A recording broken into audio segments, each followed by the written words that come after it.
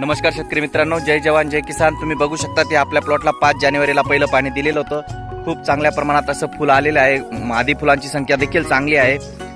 सेटिंगच्या अवस्थेतला हा प्लॉट आहे. सध्या मधमाशीचा खूप मोठा प्रॉब्लेम आहे. मधमाशीच नाही आहे प्लॉटवर. मधमाशी नसण्याचं कारण असं आहे की आपल्याकडे एक पाहुणा पक्षी आलेला आहे. त्याला आपण आपल्या भाषेत तिकडे वेडा रागो सुद्धा म्हणतो.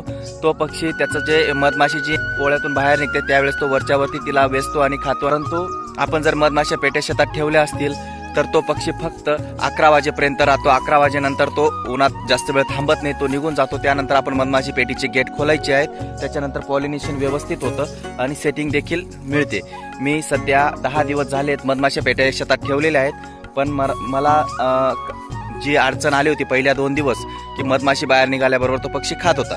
परंतु आता आपण इथे 11 वाजेपर्यंत गेट बंद ठेवतो. 11 वाजता मधमाशीचे गेट आपण उघडत असतो आणि त्याच्यानंतर ते पेटीतून मधमाशा बाहेर येतात आणि व्यवस्थित पॉलिनेशन होतं. आपल्याला सेटिंग व्यवस्थित मिळत आहे. धन्यवाद.